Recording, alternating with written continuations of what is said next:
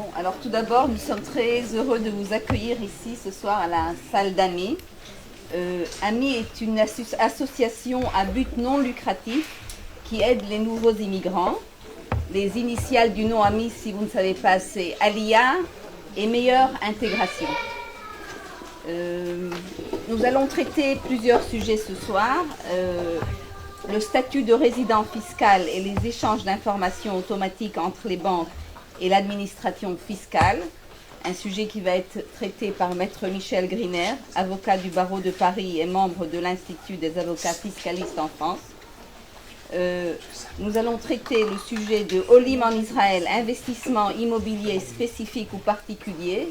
Ce sujet va être traité par Maître Sally Zeisman, avocat et notaire du barreau de Jérusalem, associé senior de Eshkol Investissement, associé senior de DRM, Société de gestion immobilière. Et moi-même, je suis Maître Liane Kehat, je suis avocate du barreau de Tel Aviv et notaire. Je suis membre du comité des affaires d'héritage au barreau de Tel Aviv et je vais traiter le sujet des successions internationales.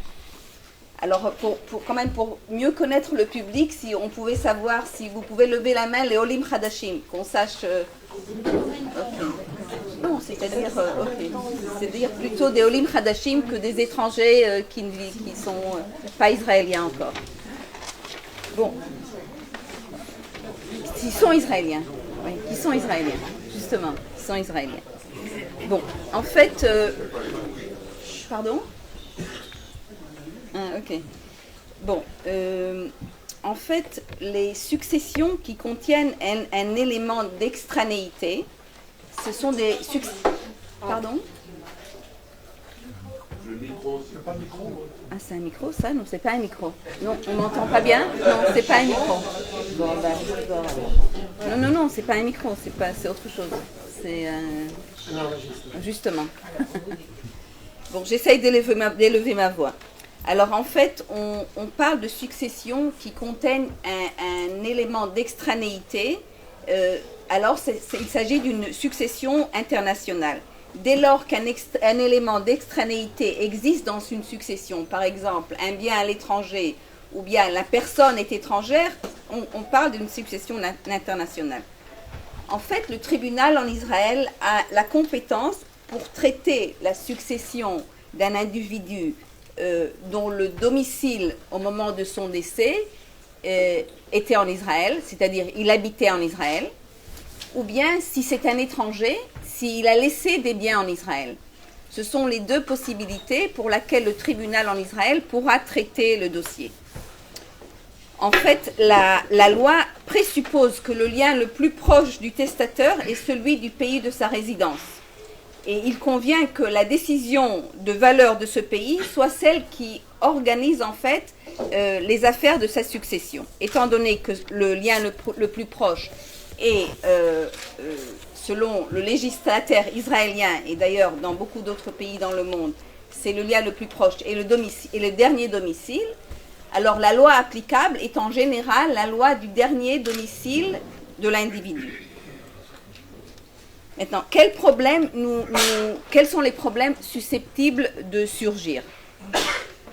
Par exemple, un nouvel immigrant, un Olé Hadash, est arrivé en Israël, il a des biens, en France et également en Israël. Le tribunal a la compétence pour juger de sa succession, car il réside en Israël. Mais quelle est la loi applicable à sa succession ? Du point de vue de l'État d'Israël, les biens seront soumis à la loi du lieu de la résidence, c'est-à-dire à la loi israélienne. Mais qu'en est-il des biens en France ? Est-ce que la loi israélienne pourra être appliquée aux biens en France ? Est-ce que la loi israélienne pourra être appliquée aux biens mobiliers en France ? Est-ce que la loi israélienne pourra être appliquée au moins aux biens immobiliers en France ? Ce sont les questions, en fait, auxquelles nous allons répondre dans cette courte conférence. Une autre des autres questions. Un étranger qui a des biens en Israël, c'est-à-dire lui-même, son lieu de domicile, étant donné qu'il est étranger, au moment de son décès, ne sera pas Israël. Quelle loi traitera sa succession ? Évidemment, la loi de son dernier domicile, puisque les biens sont en Israël. La loi de son dernier domicile, c'est une loi étrangère. Comment est-ce qu'on peut prouver en Israël une loi étrangère? En fait, ça se fait, c'est-à-dire que quand on fait une homologation d'une succession d'un étranger qui vit en France, en Belgique, en Hollande, il faut remettre au tribunal, il faut déposer au tribunal un rapport d'un expert en succession. En général, ce sont des avocats ou des professeurs de droit qui nous dira quelle est la loi en France, en Belgique, en Hollande, et selon cette loi, le tribunal israélien appliquera en fait la loi du dernier domicile de cette personne étrangère à sa succession en Israël. Et de cette façon, ça sera homologué. En Israël, je ne sais pas enfin, je crois que vous êtes au courant qu'il y a une grande différence à ce point de vue-là en ce qu'on parle de l'autonomie, de la volonté du rédacteur du testament. En fait, en Israël, on a le droit, on a la liberté testamentaire. On peut tester à son bon vouloir. Si je ne veux pas que mon époux ou mes enfants méritent, j'ai le droit de ne pas leur laisser mes biens. Par contre, il y a une seule contrainte qui, quand même, est appliquée à la succession, ce sont la pension alimentaire des enfants mineurs ou bien de celle du conjoint de la personne qui est décédée. Ça aussi, ça dépend s'ils étaient dépendants de lui. Alors, un enfant mineur, c'est évident en général qu'il est dépendant de ses parents. Par contre, un conjoint, c'est pas évident. Et de toute façon, pour avoir une pension pareille, il faut agir au tribunal. C'est-à-dire, ce n'est pas automatique.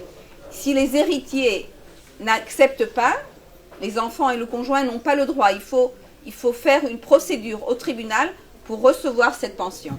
Mais à part ça, la liberté testamentaire est totale. Par contre, comme vous devez le savoir plutôt parce que vous venez de l'étranger, en Europe, la plupart, je ne sais pas si tous, parce que je ne connais pas tous les pays, mais la plupart des pays européens occidentaux, en fait, ont des conditions et ont des héritiers réservataires qui n'ont pas, c'est-à-dire on n'a pas le droit de tout léguer.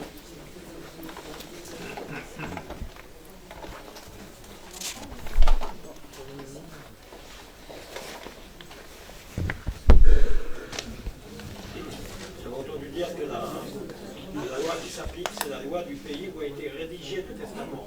Non.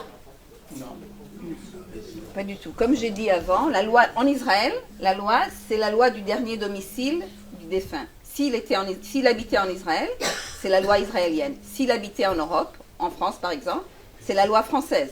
Alors si par exemple, je vais vous donner un exemple, si par exemple nous avons un compte bancaire, un étranger, enfin, un Français qui n'a pas fait son alia, il visite en Israël très souvent, mais il n'a pas fait son alia. La loi qui va être appliquée à ces biens, c'est la loi française. C'est pas la loi israélienne. C'est-à-dire qu'en ce qui concerne... Je parlais du lieu où a été effectué le testament. Non. C'est pas le cas.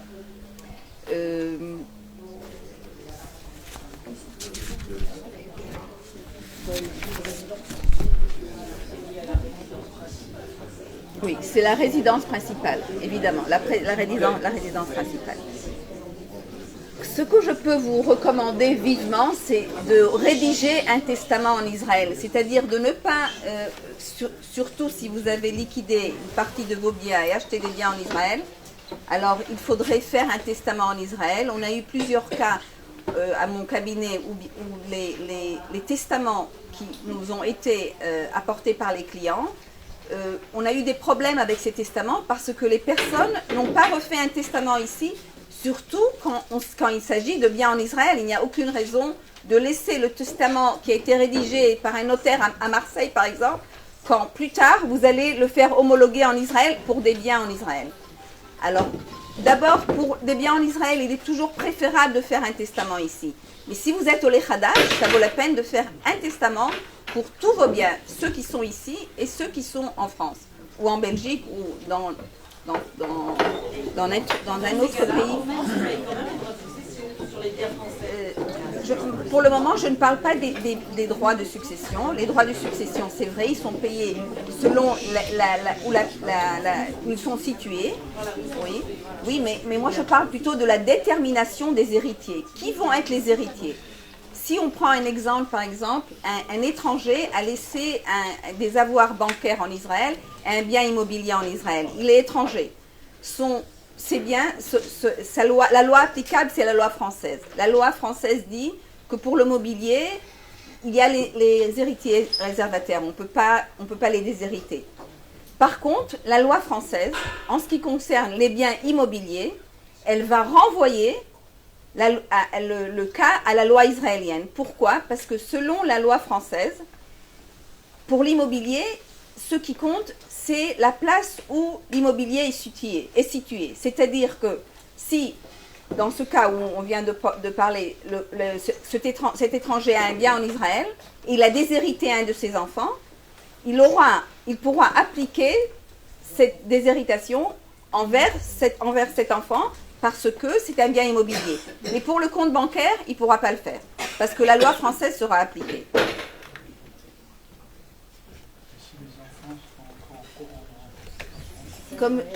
Oui. Donc, je répète ce que vous avez dit probablement. Donc, si on habite ici, si on est résident ici, la loi israélienne s'applique pour nos biens ici et là-bas? Oui. D'accord. Oui. Oui. C'est ce qu'on doit marquer dans le testament? Non, ça c'est autre chose ce qu'on doit marquer dans le testament. De toute façon, le testament, si vous habitez ici, c'est la loi israélienne qui va régner, voilà, puisque c'est la loi du dernier domicile. C'est ça. Donc même les biens en France, même les biens en France seront selon la loi israélienne qui sera appliquée ici. Oui. Non, pour les taxes c'est autre chose. Pour les taxes, il faut payer les taxes en France de toute façon.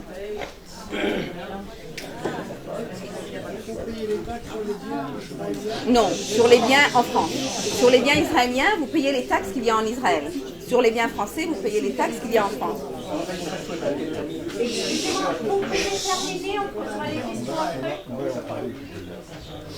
Ça n'a aucun rapport avec en Israël, il n'y a pas d'impôt sur les successions. Ce qui veut dire, n'importe... Non, mais il y a quand même quelque chose que je veux dire. Il n'y a pas de loi sur la succession en Israël, ce qui veut dire que ça n'a pas d'importance quels sont les héritiers et qui ils sont. Ça n'a pas d'importance si le bien est un bien mobilier ou immobilier. Il n'y a pas de droit de succession en Israël. Maintenant, si le bien est situé en France, alors vous payez la taxe en France. En Israël, il n'y a pas de loi sur la succession, de taxe. Je parle bien d'Israël avec des enfants qui sont en France. Les héritiers, la nationalité des héritiers ne compte pas dans ce cas-là. Ce qui compte, c'est si nous sommes sur le bien ici, ceux qui peuvent demander en France, ils peuvent demander. En Israël, il n'y a pas de taxe. Le décédé est le résident. Et je vais vous l'expliquer tout de suite. Alors, en matière fiscale. Excusez-moi, il faut simplement distinguer deux choses, la partie civile et la partie fiscale.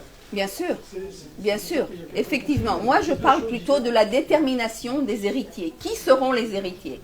Est-ce que les héritiers seront déterminés par le loi israélien ou par la loi française ou par la loi belge? Les questions fiscales, elles sont à part. Mais à part ça, il faut savoir qu'en Israël, il n'y a pas de taxe sur la succession. En Israël, s'il y a un bien qui est vendu ici, qu'en France, on vous demande de payer une taxe, ça c'est autre chose. En Israël, il n'y a pas de taxe sur la succession. C'est-à-dire, j'ai hérité d'un bien immobilier, je peux le mettre à mon nom sans payer de taxe de succession.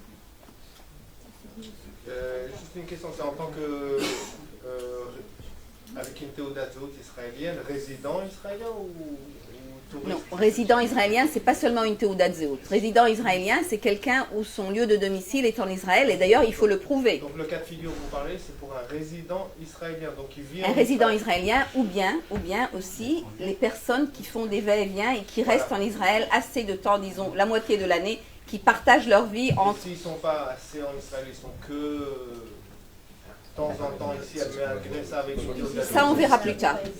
Le point de vue fiscal, on le verra plus tard. Un testament doit-il être enregistré comme en France? Ce n'est pas obligatoire d'enregistrer un testament en Israël, mais c'est possible de le faire, et ça vaut la peine de le faire. Ok. Ça vaut la peine de le faire, mais c'est pas obligatoire. Et quand on a fait un testament chez un avocat, et qu'on n'est pas sûr, ici en Israël, et qu'on n'est pas sûr s'il a été enregistré ou pas, et que de surcroît l'avocat en question ne répond plus, comment on peut savoir s'il est enregistré ou pas? Vous seul pouvez enregistrer votre testament. Personne ne peut le faire à votre place. Si vous ne l'avez pas fait, c'est-à-dire que ça n'a pas été fait. Ah, mais l'avocat ne le fait pas pour moi? Non, l'avocat ne peut pas le faire. Il faut le faire en personne. Il faut se rendre en personne sur place le faire. On ne peut pas le faire pour vous. Je ne peux pas aller et enregistrer votre testament chez le greffier. Vous devez venir avec moi. Si vous n'avez pas été, il n'a pas été enregistré. Donc ça veut dire que c'est considéré comme un acte sous seing privé. Oui. Donc je ne l'ai pas enregistré. Non, c'est pas sous seing privé. Il est valable et vous devez avoir une copie. Vous devez donner aux héritiers une copie. Et s'ils ont la copie, c'est suffisant. Ah, ok. La copie originale, je veux dire, un original. J'ai compris. On peut le transcrire dans toutes les langues. Oui, oui. Non, mais c'est que nous sommes 3 personnes et on doit partager notre temps. Alors au contraire, parce que je ne crois pas qu'on aura le temps pour tout le monde. Alors je veux quand même... Je vous dirai plus tard. Venez vers moi plus tard, je vous dirai. Ce que je voulais vous dire, c'est, je voulais parler du règlement. Il y a eu en 2012 un règlement de l'Union européenne, en fait, qui est rentré en vigueur en août 2015. C'est vrai que ce règlement, il parle plutôt de l'Union européenne et des testaments qui sont faits dans des pays qui sont membres de l'Union européenne, et Israël, en fait, n'est pas membre de l'Union européenne. Malgré ça, ce règlement, il a quand même une application pour Israël, car dans le règlement, il est noté que si une personne qui a une double nationalité veut choisir d'appliquer une loi d'un État tiers avec lequel elle a des liens étroits, elle pourrait le faire. C'est-à-dire, si moi j'habite Israël et la Belgique, et je veux faire un testament et je veux appliquer à mon testament la loi israélienne, et en fait j'ai des liens étroits avec l'État d'Israël, je pourrais le noter sur mon testament, le faire de façon très claire, que je voudrais que la loi israélienne soit appliquée sur le testament, et en fait ça devrait être respecté en France, en Belgique et dans les autres pays européens qui ont signé cette convention. C'est quelque chose de nouveau. On n'a pas encore vu de la jurisprudence à ce sujet, mais c'est quelque chose qu'il faut utiliser. Parce qu'en fait, c'est quelque chose que vous n'avez pas eu le droit de faire préavant. Vous pouvez choisir une autre loi qui gérera votre succession. Et comme on a déjà dit qu'en Israël, il y a la liberté testamentaire, alors mieux vaut demander d'appliquer la loi israélienne sur votre succession.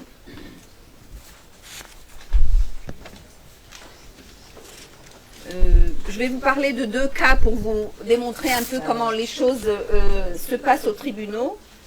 Alors, une affaire qui s'appelle l'affaire Kahana, c'est une affaire qui est arrivée jusqu'à la Cour suprême. Un certain monsieur qui était marié plusieurs fois, il a fait beaucoup d'enfants, et il a légué tous ses biens à sa dernière femme avec laquelle il a vécu 30 ans. Il habitait Israël depuis un bon moment, et c'était sa résidence, son domicile, son dernier domicile, et donc le tribunal, la Cour suprême, a effectivement appliqué la loi israélienne, et la veuve a effectivement reçu tous les biens de ce monsieur en France et en Israël. Ça, c'est un cas. Un autre cas, une femme domiciliée en Hollande qui habitait en Israël auparavant, mais en fait qui était elle avait la double nationalité, israélienne et hollandaise, mais elle habitait plutôt l'Hollande. Elle a fait un testament, pendant une de ses visites en Israël, elle a fait un testament selon lequel elle a déshérité une de ses 3 filles pour les biens en Israël.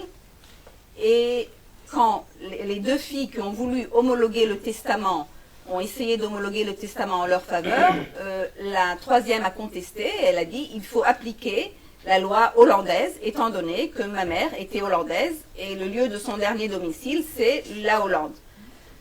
Et en fait, c'est ce qui s'est passé, malgré que on a prouvé au tribunal que la volonté de cette mère était d'appliquer la loi israélienne, puisqu'elle est venue en Israël, elle a fait un testament manuscrit, elle a rédigé en hébreu. C'était très clair que sa volonté était de déshériter cette fille pour ses biens en Israël. Mais malgré ça, ça n'a pas pu avoir lieu, puisque la loi israélienne dit elle applique la loi du dernier domicile, c'est-à-dire la loi hollandaise. La loi hollandaise ne peut pas la déshériter, et c'est ce qui s'est en fait passé. C'est aussi un cas qui est arrivé en Israël à la Cour suprême.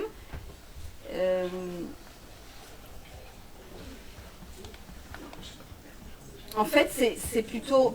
il y a deux intérêts concurrents. L'intérêt de l'autonomie. En Israël, on lui donne plus de valeur. L'autonomie personnelle de tester.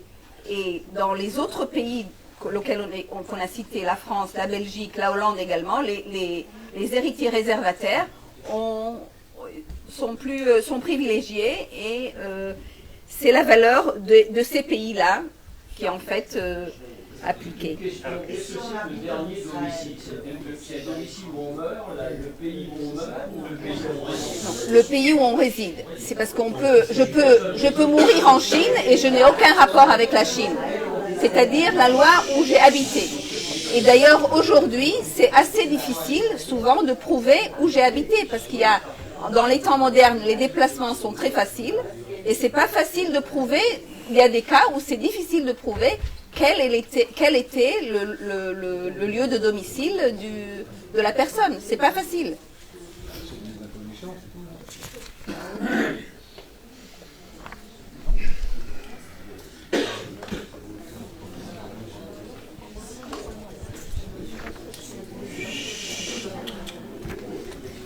Quand il y a un accord entre les héritiers, alors l'accord, il peut en fait faire répartir les biens comme les héritiers vont vouloir. C'est-à-dire que si moi j'ai déshérité un de mes enfants, mais entre eux ils se sont mis d'accord, alors ce qui compte c'est l'accord entre eux qui va présider.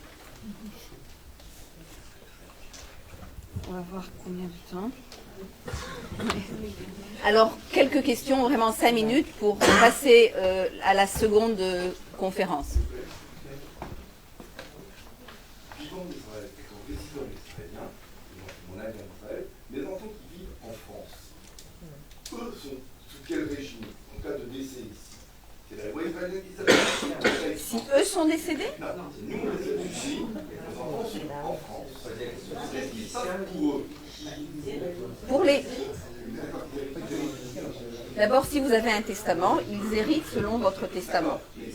Quelle imposition ils auront? La loi israélienne ou la loi française? La loi israélienne sera appliquée sur votre testament ou sur votre héritage. Non, les impôts, c'est autre chose. Les impôts en Israël, il n'y a pas d'impôts. Mais bon, alors, dans quelques minutes, on n'entend rien pour répondre. De nationalité, ce qui est un cas très fréquent, quelle est la résidence? Qu'est-ce qu'on considère? La double nationalité, ça ne veut pas dire que vous êtes résident en Israël. Vous pouvez avoir la carte d'identité israélienne et ne pas être en Israël pendant des années. Vous ne devenez pas un résident pour l'État d'Israël. Oui, mais est-ce que c'est donc le lieu où on paye des impôts? Le lieu du dernier domicile. Si vous avez la double nationalité, mais vous habitez en France, la loi qui va être appliquée sur votre succession ou votre héritage pour les biens en Israël sera, si vous êtes résident, sera la loi israélienne, la loi française. Parce que vous n'habitez pas en Israël. Si vous habitez en Israël...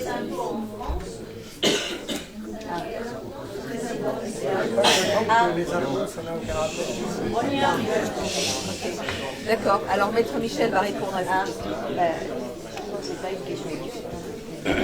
crois qu'il y a une confusion. Il y a une confusion dans la compréhension de votre intervention. Le public ici confond la volonté testamentaire et la fiscalité de l'héritage. Ce sont deux domaines totalement différents. Oui, c'est exact. C'est exact. Alors moi, ce que j'ai parlé, c'est qui qui sont les héritiers, quels sont les héritiers qu'on va déterminer comme héritiers.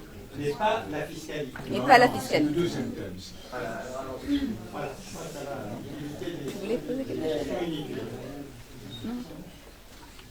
S'il n'y a pas de testament, les biens sont partagés entre les enfants et les conjoints? Oui. S'il n'y a pas de testament, alors la loi israélienne, c'est la moitié le conjoint et le reste des enfants à part égale. Comme en France.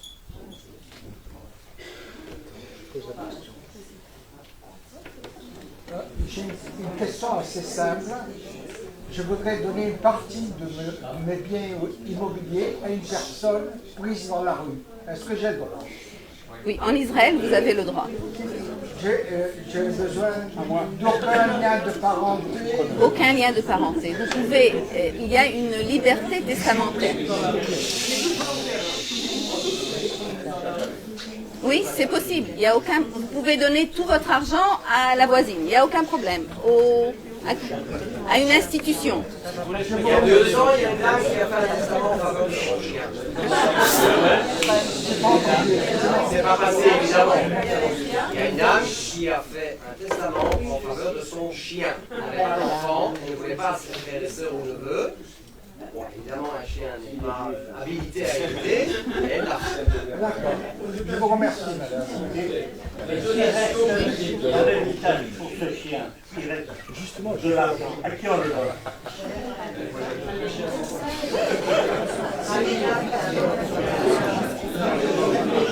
Oui.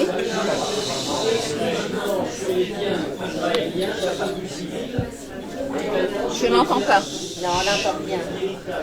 Exclusivement sur les biens en Israël, où il n'y a pas, où on décide, ou sur les biens dans le monde. Supposez qu'on ait des enfants aux États-Unis, par exemple, est-ce qu'on a le droit de déshériter, si on a des biens aux États-Unis, un enfant qui vit aux États-Unis, à partir de la loi israélienne? Oui, bien sûr. Si vous habitez en Israël et vous êtes résident israélien, vous avez des biens dans le monde entier. Vous pouvez, selon la loi israélienne, tester à qui vous voulez, à votre bon vouloir. Si c'est en Amérique, au Canada, n'importe où.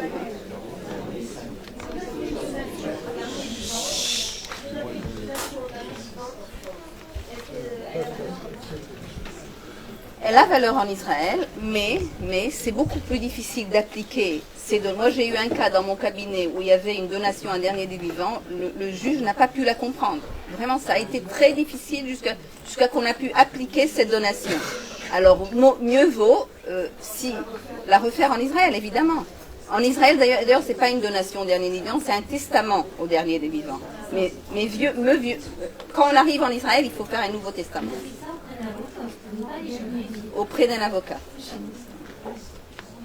S'il y a 2 testaments, un en France et un israélien, Si vous êtes résident israélien, il y a 2 testaments. D'abord, le dernier testament compte. C'est le dernier testament. Mais je sais qu'il y a beaucoup de Français, par exemple, qui ont fait 2 testaments. Un pour les biens en Israël, un pour les biens en France. Alors, et si vous précisez dans votre testament que ce testament, il est seulement pour vos biens en Israël, alors les 2 testaments pourront être valables. Les héritiers saisissent le tribunal français. Pardon? Les héritiers saisissent le tribunal français. Le tribunal français est compétent. Quelle sera la loi applicable? Mais dans quel cas ils saisissent le tribunal français? Le testament a été homologué où? En Israël. Alors ils ne peuvent pas saisir le tribunal français. Si le testament est homologué en Israël et ils veulent contester le testament, il faut le faire ici. Est-ce que la communauté universelle qu'on a fait en France, ça marche en Israël?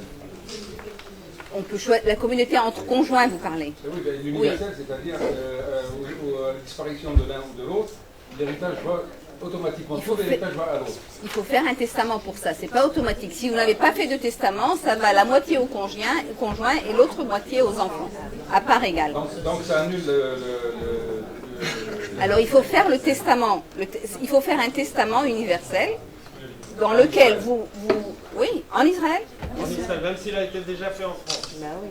Moi, à mon avis, je recommande vivement aux personnes qui ont fait Aliyah et ceux qui n'ont pas fait Aliyah pour leur bien en Israël, de faire un testament en Israël.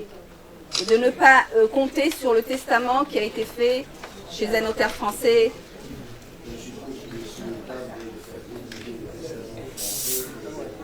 Oui, bien sûr, évidemment. Il faut comprendre ce qu'on signe. Ne pas signer en hébreu, signer en français. Et il y a assez d'avocats français en Israël aujourd'hui pour rédiger des testaments en français.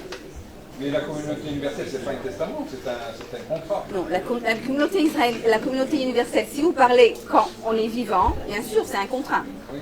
C'est un contrat. Mais bon, ça c'est une autre question. Mais quand deux personnes se marient, s'ils n'ont pas fait de contrat, alors c'est en Israël aujourd'hui, à présent, depuis 1974, c'est la communauté réduite aux acquets. Ce qui est parallèle aux France à la communauté réduite aux acquets. Vous savez ce que c'est la communauté? Alors ça, c'est le régime qui est en Israël aujourd'hui depuis 1974. Si vous ne faites pas de contrat.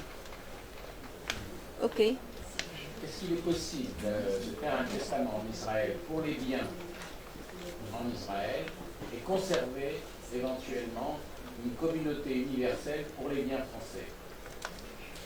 Faire un testament en Israël pour les biens en Israël. En Israël uniquement. Et pour la France, conserver la communauté universelle.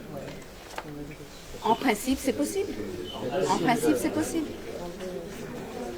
Bon, alors maintenant, Maître Michel Griner.